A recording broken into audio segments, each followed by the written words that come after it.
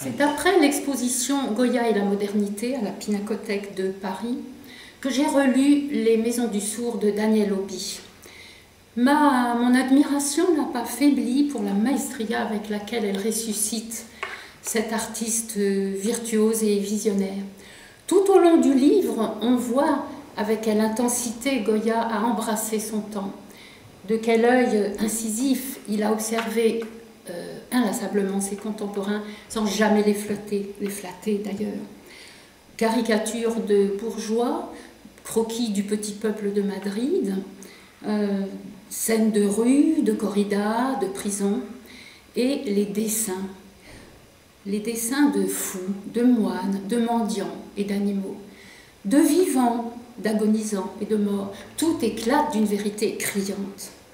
Goya n'est pas un homme facile, n'est pas un homme tranquille, et son génie est violent. Pas de flagornerie chez ce peintre officiel de la cour. Charles IV d'Espagne lui commande-t-il un tableau d'ensemble de la famille royale. Il peint un long nez qui pend, un visage bouffi de suffisance. Il peint un mollet trop court et dodu. Et il débusque chez ces Bourbons, chez ces grands d'Espagne, l'avidité, la faiblesse de caractère et la rigidité morale, qu'il révèle sur ses tableaux avec d'une manière audacieuse et même téméraire. Mais une jolie femme paraît-elle devant lui, et voilà que ses pinceaux vibrent sur la toile pour magnifier la fraîcheur d'une carnation, le velouté des yeux noirs, un reflet roux dans la chevelure. Et il arrive qu'il illumine le décor rougeâtre d'une toile d'une langoureuse nudité, quitte à devoir affronter l'Inquisition. Et il s'attarde, et il arrive aussi que l'œil du peintre s'attarde sur une femme dans son sommeil, une jeune femme. C'est une œuvre d'une infinie tendresse, simplement intitulée « Dormir ». Mais est-ce le même homme qui, témoin du soulèvement et de la répression sanglante du mai 1808, en décrit les atrocités? Est-ce le même homme qui illustre le chaos des champs de bataille des guerres napoléoniennes? Oui, c'est le même homme, sauf que sur les croquis préparatoires à ces gravures glaçantes des désastres de la guerre, ce n'est plus avec un pinceau galant c'est à la pointe sèche qu'il décapite les corps, qu'il exorbite les yeux des cadavres et qu'il mutile, qu'il émascule même les pendus accrochés aux arbres. Si parfois Goya s'est montré hésitant entre monarchistes et libéraux, le peintre en lui a lutté courageusement, témoignant par des œuvres, des peintures âpres, brutales, et contre les tueries des hommes.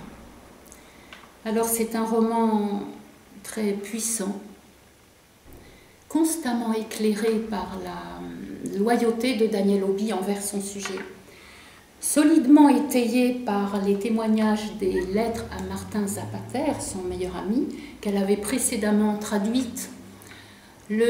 Son texte nous plonge très profondément dans l'intériorité d'un être divisé et déchiré par le spectacle du monde. De son écriture très foisonnante, très drue, la romancière nous plonge dans l'intériorité de cet être. Elle cisèle avec le burin des mots, un génie, ou plutôt le geste d'un génie, en train de se libérer de l'académisme peu à peu, pour exprimer sa formidable originalité.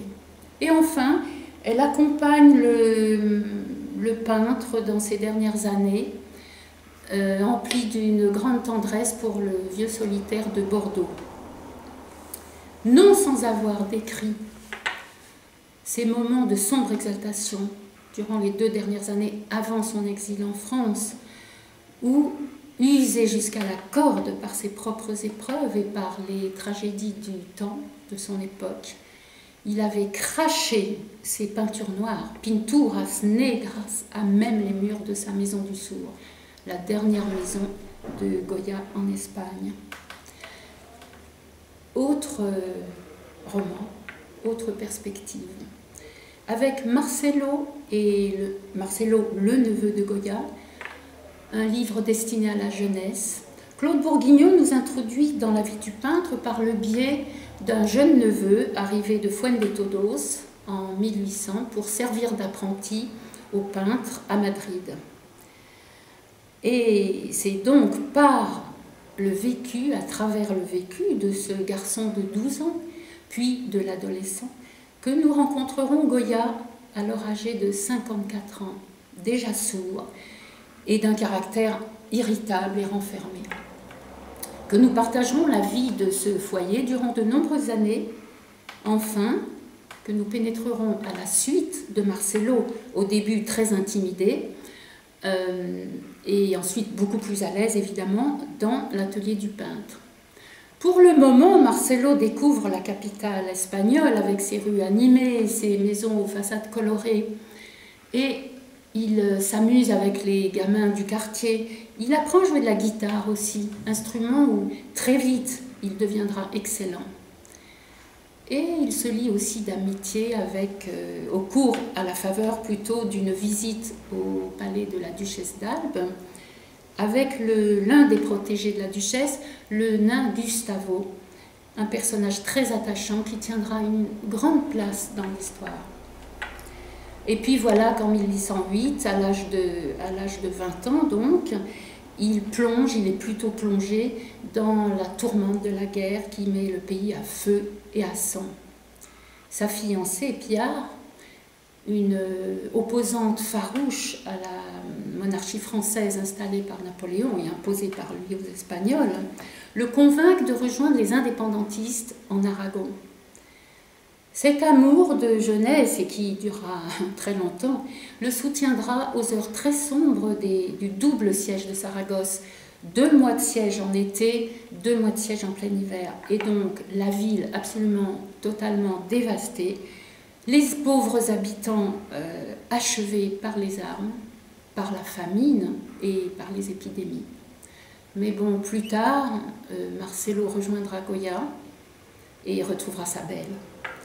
Alors le but de ce livre est de familiariser les adolescents avec le personnage et l'œuvre de Goya, d'enrichir leur connaissance historique, évidemment, et aussi de leur montrer le lien qui existe très fort, qui est possible, entre l'art et l'histoire.